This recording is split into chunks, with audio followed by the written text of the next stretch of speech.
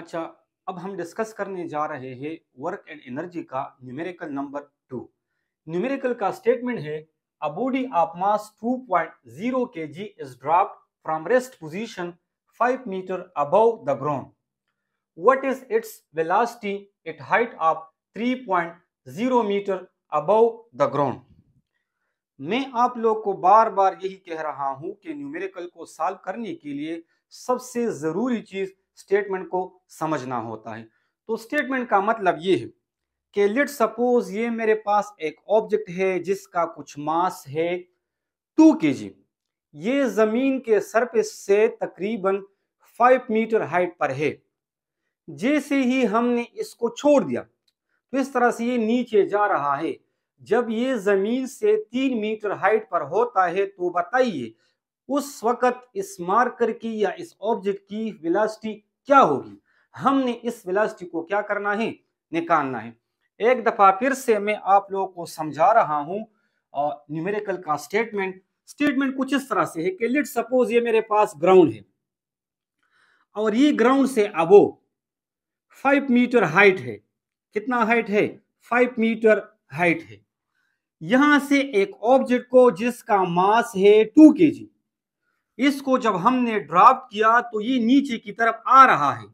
जब ये जमीन से 3 मीटर अबो यानी हाइट पर हो तो बताइए उस पॉइंट पर इस मार्कर की या इस ऑब्जेक्ट की वेलोसिटी क्या होगी। यानी हमने उस फाइनल वेलोसिटी को क्या करना है, निकालना है। उम्मीद करता हूं कि आप लोग स्टेटमेंट को समझ चुके होंगे। अब हमने करना क्या है, हमने सबसे पहले स्टेटमेंट से गिवन डेटा को निकालना है। गिवन डेटा मास ऑब्जेक्ट का क्या है, 2 kg है यानी 2 किलोग्राम है। इनिशियल वेलोसिटी क्या है, अगर हमने इस ऑब्जेक्ट को यहां से ड्रॉप कर दिया तो जाहिर बात है इस पॉइंट पर इसकी जो इनिशियल वेलोसिटी होगी वो 0 होगी। ये पॉइंट समझना थोड़ा जरूरी है क्योंकि इसमें कंफ्यूज करने वाला जो पॉइंट है वो यही है। Effective height through which body fall is, जो इफेक्टिव हाइट होता है यानी जब इधर से इधर की तरफ हमारे पास ये जो ऑब्जेक्ट आ रहा है तो इसी को हम क्या कहेंगे, इफेक्टिव हाइट। और इसको मैंने किस से रिप्रेजेंट किया है, एच से। इसको मैंने किस से रिप्रेजेंट किया, एच से।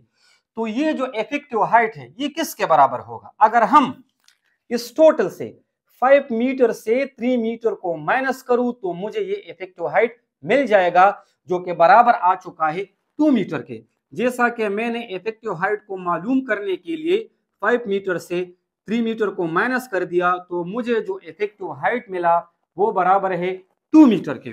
अब रिक्वायर्ड क्या है, पहले मैं बता चुका हूं फाइनल वेलोसिटी, जिसको आप लोग v से भी रिप्रेजेंट कर सकते हो या v f से भी रिप्रेजेंट कर सकते हो। तो यहां तक आप लोग समझ चुके होंगे। अब देखो हमें मालूम है इस इक्वेशन में या इस तरह के न्यूमेरिकल को सॉल्व करने में आप लोगों ने देखना होगा कि यहां पर किस इक्वेशन की जरूरत है। तो अगर हम देखें यहां पर ऑब्जेक्ट के पास पोटेंशियल एनर्जी होगी। जब हम इसको ड्रॉप करते हैं ये नीचे की तरफ मूव करेगा तो इस पॉइंट पर वो पोटेंशियल एनर्जी थोड़ी कुछ कन्वर्ट हो जाएगी काइनेटिक एनर्जी में। तो हमने ये वाला कंडीशन इस पर अप्लाई करना होगा कि जो लॉस इन पोटेंशियल एनर्जी है वो बराबर होगी गेन इन काइनेटिक एनर्जी के।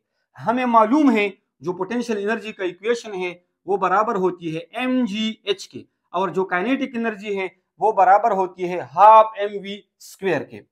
अब अगर हम दोनों साइड पर देखें तो दोनों साइड पर जो m है यानी मास है ये दोनों एक दूसरे को क्या करेगा, कैंसल करेगा।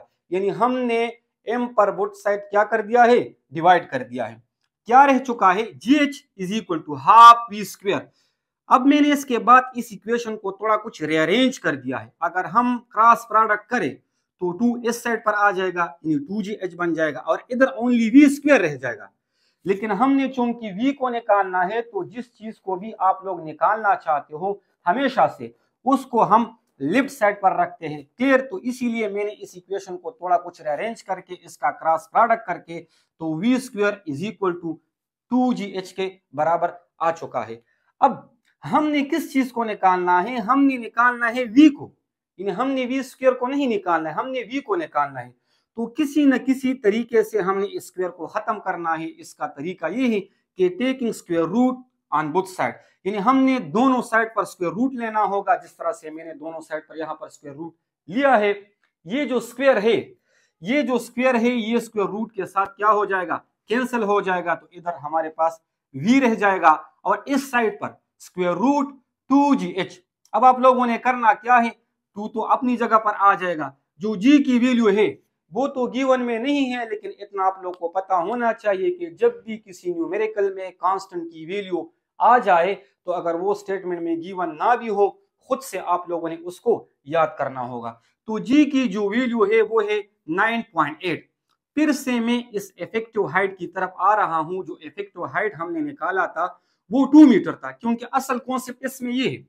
असल में अगर हम देखें, जब हम इसको यहां से छोड़ देते हैं और ये इस पॉइंट तक पहुंच जाता है, यानी 3 मीटर अबव द ग्राउंड पहुंच जाता है, तो जो इफेक्टिव डिस्टेंस है, लेंथ है, वो तो 2 मीटर होगा। तो 2 मीटर डिस्प्लेसमेंट गुजरने के बाद वो पोटेंशियल एनर्जी किस में कन्वर्ट हो चुकी होगी, काइनेटिक एनर्जी में कन्वर्ट होगी। इसीलिए हमने इस इफेक्टिव डिस्टेंस को या हाइट को लेना होगा। वो हमारे पास क्या है, 2 है। तो बस आप लोग इसको मल्टीप्लाई करके इसका स्क्वायर रूट ले ले। जब हम इसको मल्टीप्लाई करते हैं, स्क्वायर रूट लेते हैं, तो जो v की वैल्यू आ जाएगी वो आ जाएगी 6.3 मीटर पर सेकेंड। ये उसकी फाइनल वेलोसिटी होगी। इसका मतलब ये है कि इस पॉइंट पर जब 3 मीटर अबोव द ग्राउंड हो, तो इस पॉइंट पर जो फाइनल वेलोसिटी उस ऑब्जेक्ट की होगी वो बराबर होगी 6.3 मीटर पर सेकेंड। उम्मीद करता हूं कि आप लोग इस कॉन्सेप्ट को समझ चुके होंगे।